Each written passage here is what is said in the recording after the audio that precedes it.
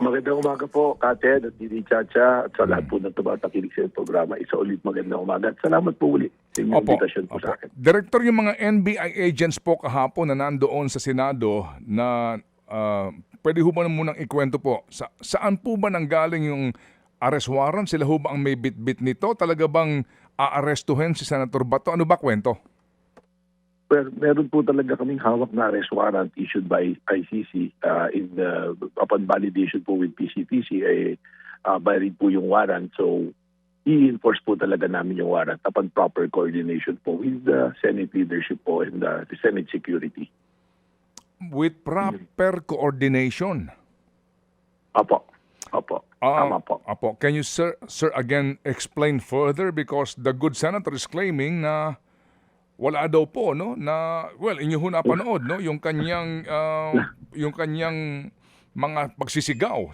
Opo. Yes, sir, go ahead. Yun na nga po, Sir Ted.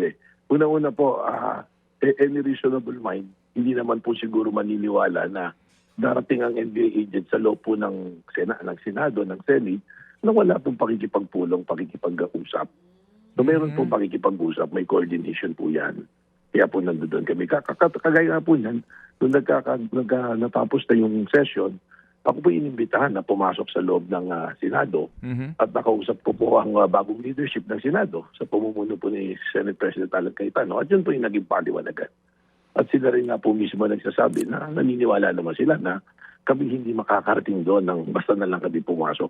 Hindi naman po gano'n na magiging gawain ng ibig. Because of course, even alam namin that we can enforce the warrant na alam namin legitimately kahit saan, kahit po sa loob ng Senado, we have to recognize the sanctity, the respect din that is needed to be given to the Senate po. Kaya nag-coordinate naman po kami dyan. Alright, sige. So, sir, I hope you don't mind me asking too much details, no? Pero can you give us the timeline, please? Kailan kayo nakakuha ng kopya ng ICC warrant, verification sa kanyang authenticity, and then the coordination sa Senate Sergeant at Arms? Go ahead, sir. Kailan po ito? Well, forgive me also, no, yung details I cannot give it too much because it entails operational capacity po. Meron pa po tayo mga ilang subject pa rin po ng warrant na yan that we don't want to develop too much information. Ano po. Pero just this, we got hold of the warrant on that day also. And we coordinated it with the Senate. Nagkaroon po ng mga meetings at that time na before we effect the arrest, we have coordination and ongoing coordination with PCTC. Ano po. So, okay. Sorry, Director. Masyadong matitalya, no? Ay naunawaan po namin ang inyong handicap. Pero ang inyo pong koordinasyon sa Senate Sergeant at Arms, panahon pa ni SP Soto. Ano po? Sorry po, wala po. Ang inyo pong koordinasyon sa Senate Sergeant at Arms ay panahon pa ni SP Soto. Tama po, si Secgen Rene. Si Secgen Rene po. Sergeant at Arms Rene po. Opo. So, nangyari ito even before the session kahapon, weekend pa lang ho ba? Alam na nila ito? Well, there's an information po na magkakaroon na ng confirmation sa warrant. So, yung pong warrant, kung mapansin niyo po, November 6 pa po yung date. November 6 pa po yung date ng warrant. So, yung lang po, yung proper endorsements lang po yung amin tinitingnan na rin po dito. Pero technically po, since it's already published at ICC, that warrant is already valid and can be enforced po. Okay, sige. So, kahapon, anong oras po na-deploy yung NBI agents na ito?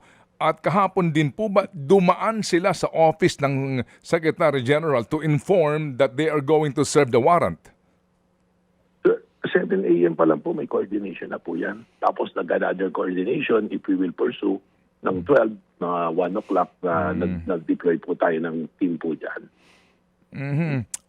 Practically, how many agents were there for that purpose? Well, ganito po yan, no? I-identify po, una-una, hindi nga namin din ma-identify kung saan yung mga exit points po niyan. And we deploy a team po na taga-4 hanggang 6. So 8 po yung points na yan. So kung sa 8 po na taga-4, taga-6, mga around 40 po more or less 40 yung naka-deploy. Tapos sa labas po, meron din pong mga NBI na nandoon po. Just to maintain po na alam namin baka magkagulo, so may security. So ako nga po dumating na mismo doon nung nagkaroon na ng commotion na gano'n, I have to go there as the head po ng agency kasi kailangan ko naman din proteksyonan at supportahan yung akin pong mga ahente na nandoon. Kasi there was an information na nag-lockdown na yung Senate. Eventually, there was an information na yung akin pong mga ahente na mag-i-enforce ng warrant is being detained. So, sabi ko, hindi ka naman po pwedeng iwanan yung ating pong mga ahente na nandoon po na gumagawa po ng kanilang trabaho. Opo. So ngayon itong mga ahenteng ito na kagabi ay na-detain, were they detained at least temporarily? Temporarily po kasi naka-lockdown nga. Kasi ganito po, na nangyari po na, sinabi ng Senate that we are, nag-move yata po si Senator Marcoleta na sabi niya yung Senate is taking custody over Senator Bato de la Rosa. Humingi na po ako ng clearance at tinawagan ko na po yung team na siguro it's the time na umalis muna tayo just to give respect to the resolution ng Senate po na yan. So, we voluntarily po move. But don't get the idea na umatas kami at hindi na-arrestuin because we are still committed to arrest Senator Bato de la Rosa and deliver him to the ICC. Yun po, the jurisdiction of the ICC. Because that is our commitment as law enforcement agency po. So again, paano kayo nagtapos kahapon at sino pong kausap ninyo, Director? Kausap ko po yung majority of the members ng new majority ng Senate. Senate President, nandun po, Senator Loren Legarda, Senator Ivy Marcos, Senator Pia Cayetano, Senator Mark Villar, Senator Jinggoy, Senator Marcoleta at saka si Senator Bongo po. Okay, sige. So paano kayo nagtapos kaninyo kasi you are duty bound to enforce the warrant kaninyo? Well, yun po yung sinabi ko na because you have a resolution, we respect that resolution. Pero we are expecting na pag kailangan po dapat si Senator Bato to face yung mga legal processes, siguro po that is already in the Senate na kayo po yung maglabas sa kanya. Kasi alam naman po natin, we have commitment din sa international community because this is a warrant issued by a valid competent court. This is the ICC. So nagpaliwanagan na po, siyempre pumasok na yung argumento na hindi na tayo member ng ICC, may ganito decision. So sabi ko, those are all legal arguments po. Sabi naman, again, we go back, we are the law enforcement and trust to enforce the warrant of arrest. Okay, sige. So doon kayo nagtapos. But meron ni huyatang petition na ang abogado ni Senator Bato sa Supreme Court, no, questioning itong validity ng ICC arrest warrant in the absence yet, no, ng anumang pong judicial order or restraint para sa inyo. Ano ang next move po ninyo, Director? Kung mamarapatin po ninyo. Well, the warrant is still there. It's alive. Live po yung warrant. Wala namang terror or anything. So kami po siguro I will coordinate first with the Department of Justice, with the DFA, of course, and the executive branch po, of course, the Office of the President, kung what should be the direction. Dahil ano po to, that is an international commitment and we know that the Office of the President is the primary responsible to our foreign policy, yung commitment po natin sa ating international community. So mag-uusap din po kami na dyan. But in the meantime, yun po yung status natin dyan. And we don't want any untoward incident. Yun naman po yung magandang naging agreement namin with the senators na ibaba natin yung tension level. Well, so nagpaliwanagan po kami. Of course, may mga sitahan, even minor na altercation, sinisita po sa atin na usapan. Pero at the end of the day, yun po, si Senator Alan Peter Cayetano naman was very professional in handling it and maganda po kasi naman yan. May magkakilala naman po kami even before. So, nakapag-agree naman po kami. Okay. Sige po. Sige. Okay. So, that's the situation. You have to consult first, no, sa inyong mga nakatataas pa po sa inyo, no, sa DOJ, sa OP. Meantime po, may resolution granting protective custody kay Senator Bato. Ang inyong mga ahente ngayon, wala sa Senate grounds pa. I mean, wala muna kayong galaw ngayon.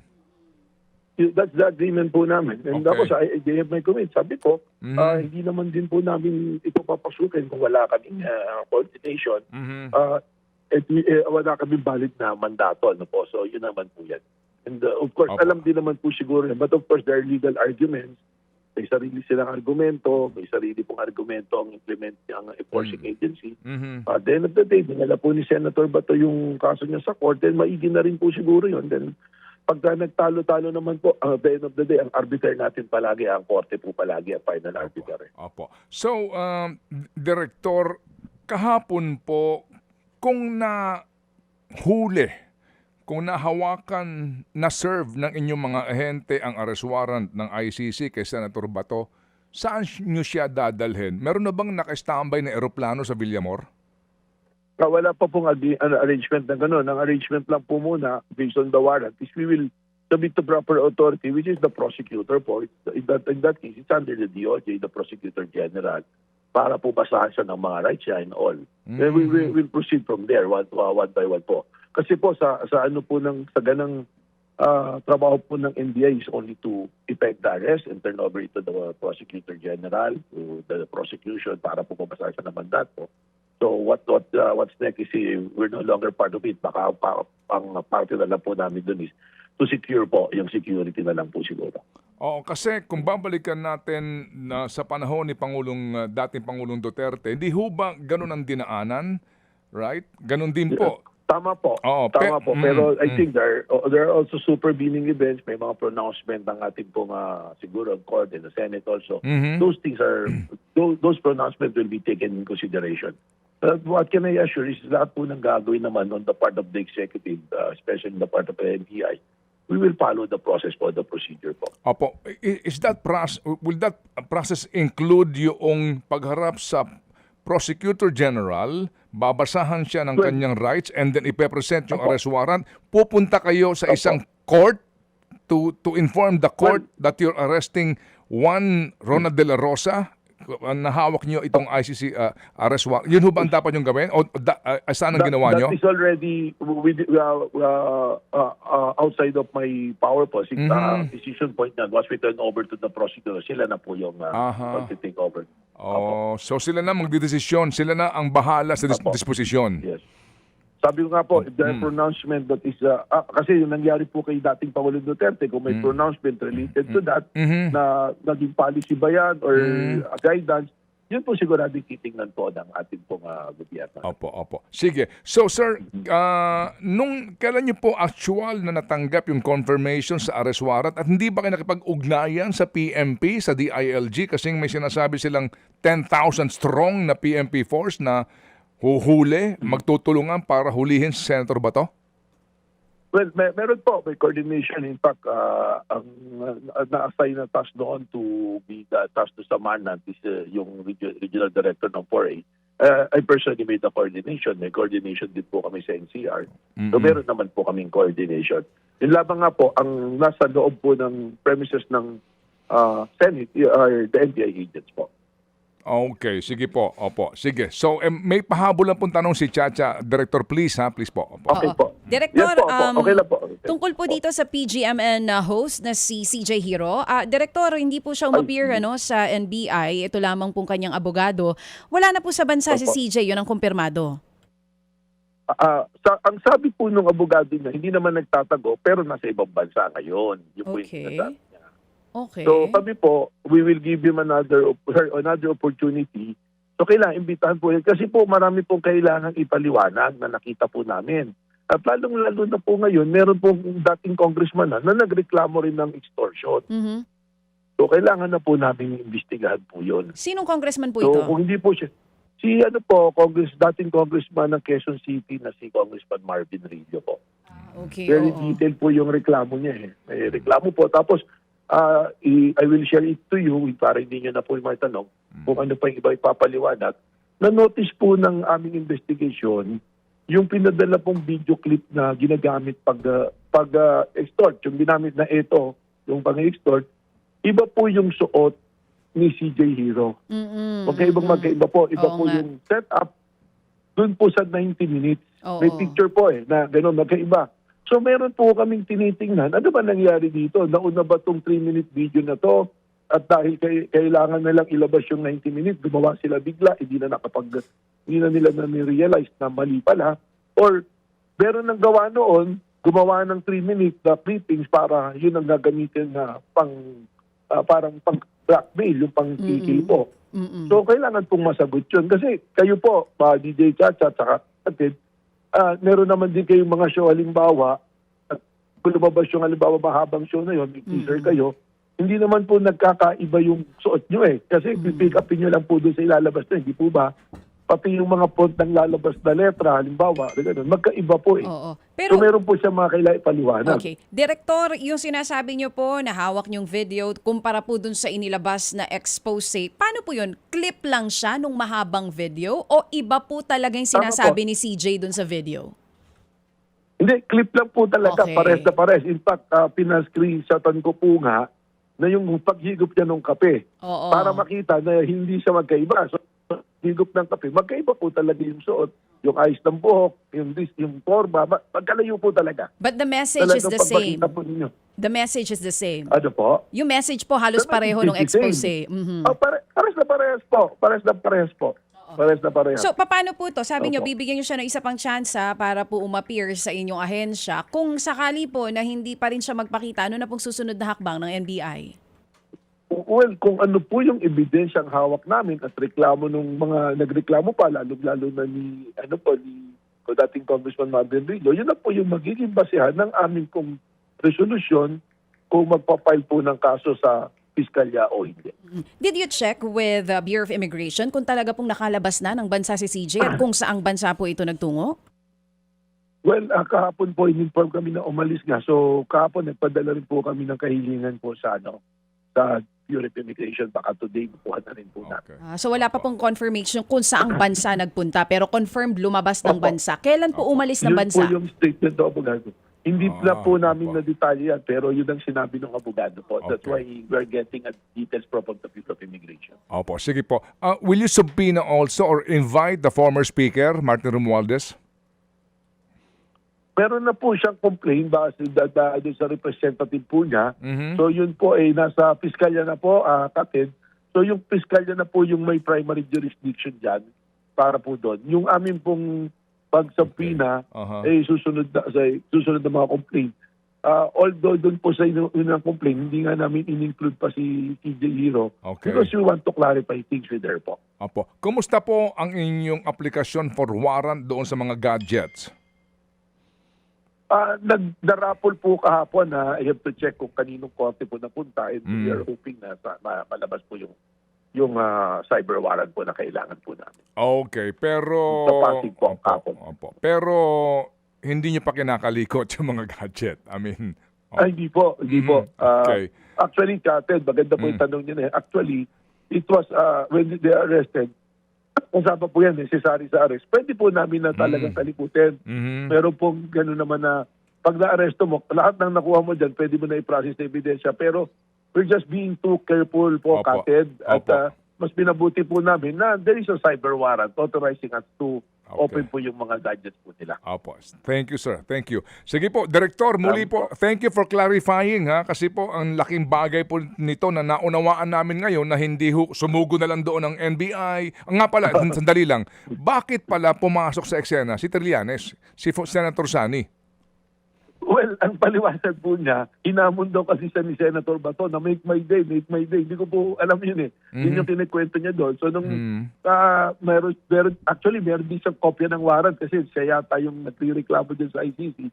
So sabi niya, ako daw mag-process, ako mag-arrest. Of course, hindi naman po namin i-allow yun dahil wala naman po siyang authority mag-arrest. Pero alam ko po, ang practice sa Senate, pagka former senator ka, you can go in and out of the Senate anytime. Ano po? So hindi talaga kasama ni Senator Sani ang mga NBI agents. Pumunta lang siya doon on his own as in.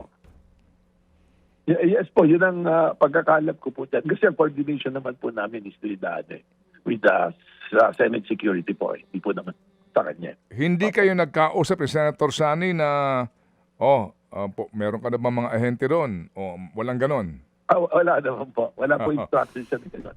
Opo. Opo, sige. Although, I will not deny na tumatawag siya sa akin, ma-arresto nyo ba? Ma-arresto nyo ba? Yung mga ganun po lang. Opo. Tumatawag. Opo, nagtatanong lang siya na ano ba, ma-arrestuhin ba natin? Ma-arresto. Sabi ko, we'll just following the process. Sabi ko naman po sa akin. Hindi naman po opo. siya yung para mangulit or what. Siguro inaano lang niya siguro yung sa actual arrest, gusto niya, nandun siya mismo para pag nag-picture taking, para kasama po siya. Okay.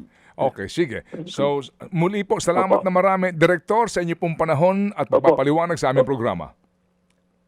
Always po, Kated. Welcome po kayo lagi sa akin. Opo. Opo, Salamat na po. marami. Thank you. Mga kapatid, patuloy po kayong tumutok sa 105.9 True FM para sa totoong balita, impormasyon, music, and entertainment. Mag-subscribe sa aming YouTube channel at podcast at sundan nyo kami sa Facebook, Instagram, X at TikTok sa True Network PH. Bisitahin din po ang aming official website, truefm.ph. At panoorin din kami sa True TV Signal, Channel 19. Kami po ang 105.9 True FM. Laging true sa'yo, kapatid.